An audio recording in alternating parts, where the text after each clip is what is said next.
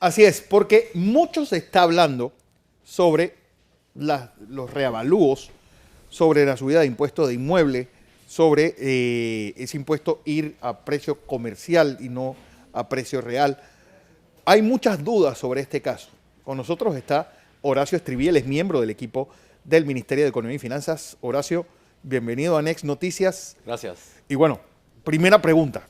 Gracias, Fernando. Esto de los reavalúos es tal como lo están pintando, de que podemos perder nuestras propiedades y que es un impuesto del 2% sobre el valor comercial de la casa. Empiezo por el final. No hay revalúos y no hay ninguna intención de practicar revalúos, mucho menos de confiscar casas. La vía de confiscar casas no tiene ningún antecedente en Panamá. No hay precedentes en ese sentido. Ninguno, ni uno. No hay un solo caso. Inclusive, que un gobierno pretenda ir por esa vía, me parece que es un suicidio político. Claro. No tiene ni fundamento técnico, ni legal, ni económico, ni político. Ahora sí, haciendo un recuento, ¿qué ocurre? A través de la ley 8 del 2010, el gobierno anterior efectivamente adopta una práctica que es establecer un proceso de reavalúo, inclusive se podía hacer, la ley faculta, a que se haga a través de empresas privadas. Pero eso era porque la primera vez que escuché de esto fue cuando se iba a pagar la cinta costera y era parte de la ciudad solamente la que se revaluaba o se revalorizaba más bien. Efectivamente, esa figura es un poquito distinta, Fernando, en el sentido de que eso es más bien un fenómeno de revalorización, que básicamente consiste en que si el gobierno invierte en una obra de infraestructura, una carretera, eso provoca una revalorización Me del acuerdo área. que el ejemplo parangonable era el de la vía Porras. Cuando Así se es. pasó de 2 a 4 paños. Desconozco ese caso, pero el de la cinta costera te puedo afirmar con certeza de que se trató de hacer, pero luego Se echó para atrás. se echó para atrás, se revirtió la medida. Pero ese es el aspecto por así decirlo, de la revalorización. Los reavalúos, como tal, no existen. Es una falacia que se ha creado. Inclusive, como te comentaba, a través de la ley 8 del 2010 se inicia un proceso de revalorizaciones y que se suspende por razones diversas a las que no voy a entrar en este momento. Vale. ¿No? Lo cierto del caso es que, como resultado, sí quedaron algunas viviendas revalorizadas que tenían que pagar un nuevo impuesto. El gobierno de Martinelli decide revertir esto y me parece sabia la decisión porque se hizo mal, como se dice. Y entonces la gente quedó inconforme porque se define que se suspendía a través de una resolución. Para no aburrirte, lo cierto del caso es que la sociedad con justa razón protestó y dijo una resolución no puede tener más validez que una ley, tiene que derogarse.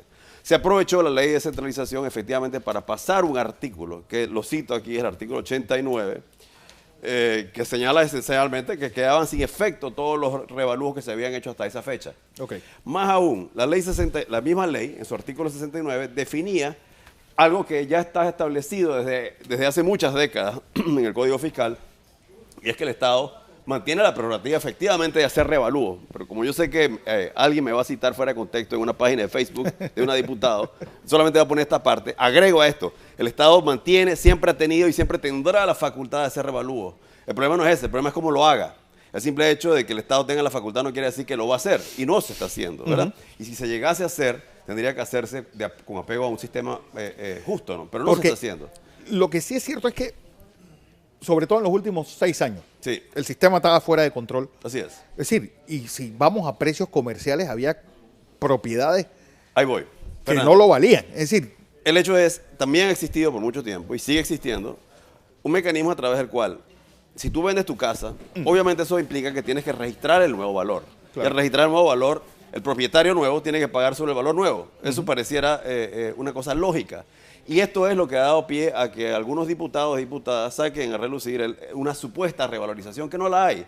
Lo que hay es una transacción entre dos privados y como consecuencia de eso se establece un nuevo valor, un valor que establece no el Estado a través de un proceso de revalorización, sino el precio que se establece a través del mercado. Eso es lo que hay. que solamente es efectivo cuando se vende la propiedad. Efectivamente, si tú no has vendido tu casa, no hay ninguna razón para suponer que tú tienes que pagar ningún nuevo impuesto. Esa es la realidad. Lo demás es producto un poco de medias verdades y de hechos que luego se llevan a conclusiones falsas.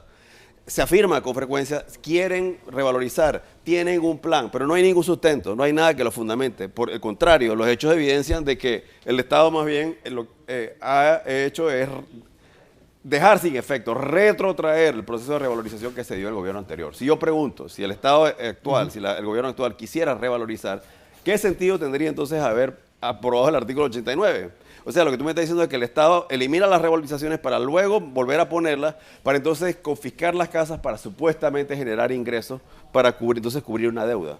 Que Sí. lo que tienes aquí es una mezcla de medias verdades y de mentiras completas, ¿no? Porque también se dijo, es que con esto es que se va a financiar la descentralización municipal. A ver, excelente punto, Fernando. A ver, la descentralización se financia con el impuesto de bienes inmuebles, que siempre existió y se seguirá Pero básicamente, poniendo en práctica. lo único que se está haciendo es Transferírselo a los municipios. transferirse, pero solamente al municipio de Panamá, que era el único que no lo cobraba. Los Bueno, demás municipios, sí.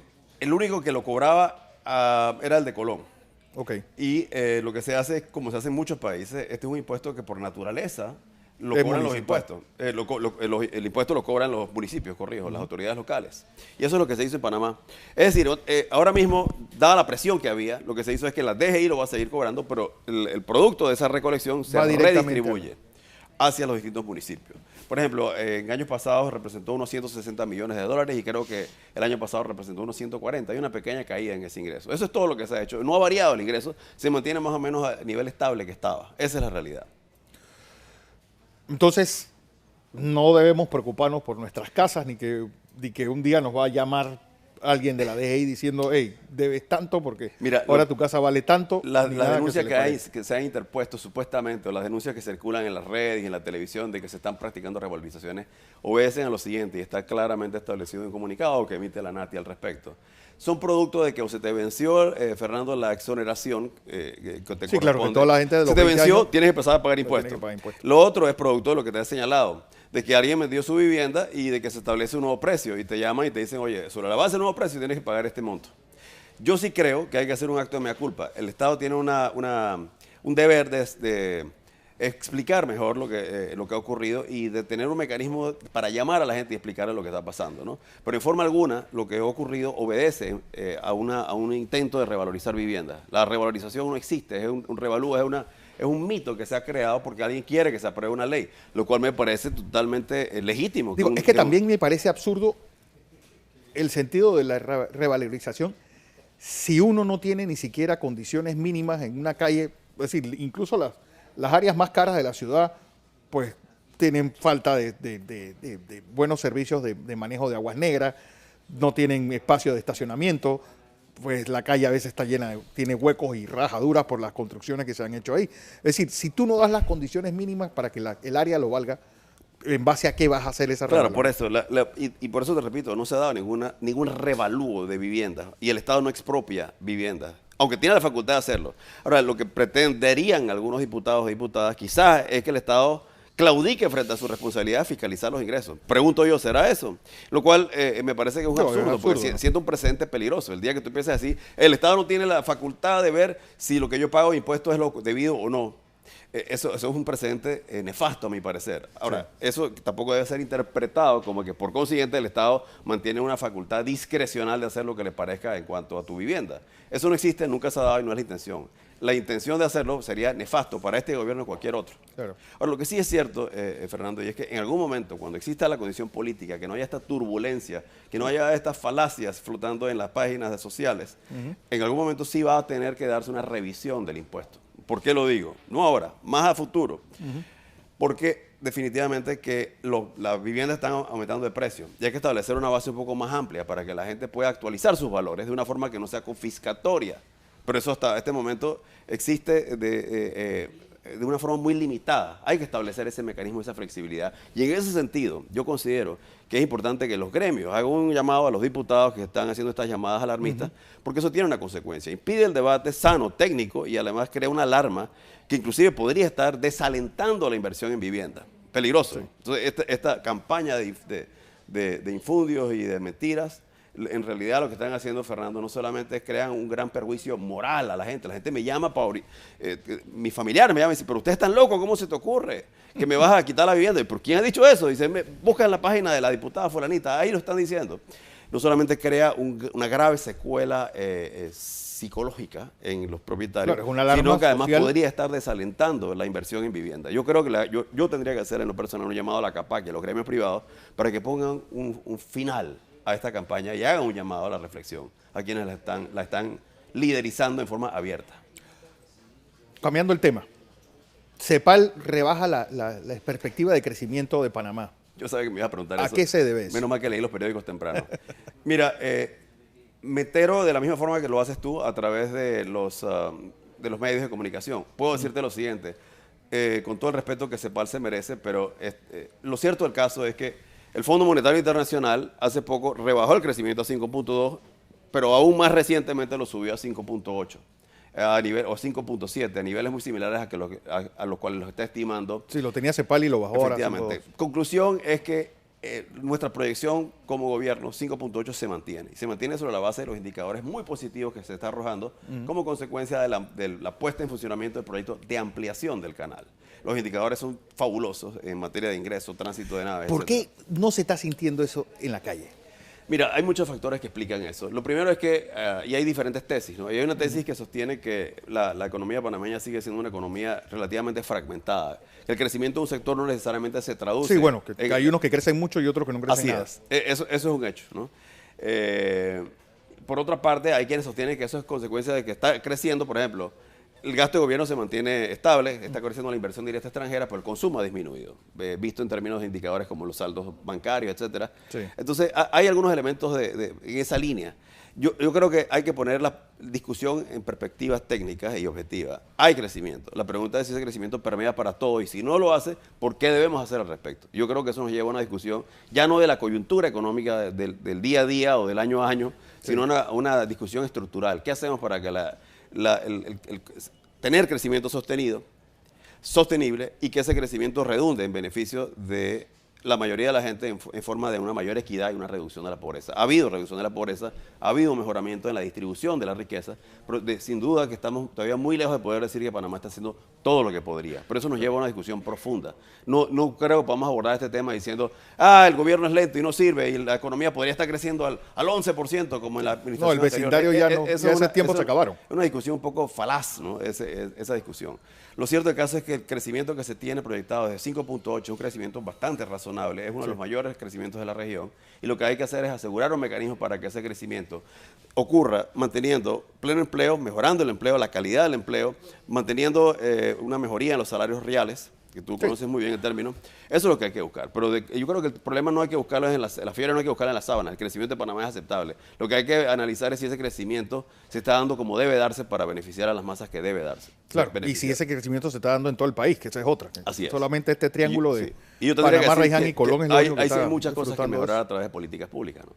Y solamente, es decir, la rebaja de la pobreza, que también es un aspecto que yo creo que vale la pena para un diálogo mucho mayor, pero es decir, es ficticio porque a través de subsidios cualquier país dice que sus habitantes han salido de la pobreza, pero tenemos personas que viven pues no recibiendo agua potable constantemente, en escuelas pues poco dignas, recibiendo servicios de salud casi mínimos cuando se reciben. Es decir, y yo creo que esos son indicadores que vale la pena también incluir dentro de... Yo coincido contigo en que debemos buscar soluciones que sean más permanentes y más de largo plazo. Sin menoscabo del hecho de que hay alguna gente que necesita la ayuda ya, que no podía esperar, ¿no? Se había mencionado mucho lo de suspender el subsidio a los tanques de gas. O por lo menos controlarlo. Efectivamente. Está el proyecto todavía eso. Hay estudios, hay evaluaciones y se estudian alternativas con la debida precaución. No puedo decir que hay una decisión tomada porque no la hay y no puedo garantizar que se va a tomar, pero sí hay estudios y coincido contigo en cuanto a que este es un ejemplo de un subsidio que debería revisarse. Por ejemplo, el de la electricidad se revisó en ese sentido y eso ha representado grandes beneficios para el Estado. ¿En qué consistió la revisión? En suspender el beneficio que estaban recibiendo personas que realmente todo lo necesitan. Claro. Y yo creo que cualquier política de subsidios y de ayuda social empieza por allí. Medir resultados, refocalizar el gasto y tratar de hacerlo con una concepción no de asistencial, sino de asegurar que desarrollas la autonomía y la capacidad de movilidad social del individuo. Bueno, que aquí es, por ejemplo, ayer salía un poco las cifras de México que son muy indicativas del resto del continente. 100.000 millonarios versus 50 millones de personas que viven por debajo de la línea de pobreza. Es decir, es realmente, y eso es si tú lo ves, es una situación que tal vez se traslape a la mayor parte de los países de América Latina. Efectivamente, Fernando, y a riesgo de sonar un poco perogrullesco o de repetir ya viejos enfoques, es necesario atacar el tema desde el punto de vista de la calidad de la salud. Pero déjame ver esto en una perspectiva más amplia, y es lo que yo creo que es un tema obligado para los panameños, discutir estos temas, en vez de quedarnos en el tema de que si la construcción, que si bajó, que si quiero el subsidio, que si quiero la exoneración. Hace falta un programa integral social que pase desde mejorar la condición en la cual nace un individuo, una criatura, luego estudia y luego crear condiciones de trabajo. ¿Por qué te digo esto? Porque tú puedes reforzar la política de mejorar la asistencia a nivel del nacimiento, por ejemplo. Sí, alguien que no va a dejar de recibir subsidios durante toda su vida, pero a cambio de tener servicios sociales deficientes. El problema es integral, es toda una etapa en la vida de un individuo. Tienes que ayudarlo a crear las condiciones para que nazca y se alimente y se críe bien, ¿no? Y reciba la nutrición necesaria. Luego crear las condiciones para que estudie. Luego crear las condiciones para que ingrese al mercado laboral o que sea un individuo que pueda innovar. Claro. Por ende, son políticas verticales, ¿no? Desde el punto de vista y después que se jubile dignamente. Exacto. Lo que está pasando de alguna forma es que no hemos logrado ¿cómo se llama?, articular esas distintas etapas en materia de política. The Economist hace unos meses dijo que esa rebaja del petróleo tan radical que ha habido era el momento ideal para ir recortando un montón de subsidios. Efectivamente, y en ese sentido creo que lo hemos logrado, al menos en cuanto al subsidio que corresponde a energía eléctrica. Ahí se ha desmontado el mecanismo de tal forma que eso representó para el Estado un ahorro de unos 160 millones de dólares anuales. A partir de ahora sí.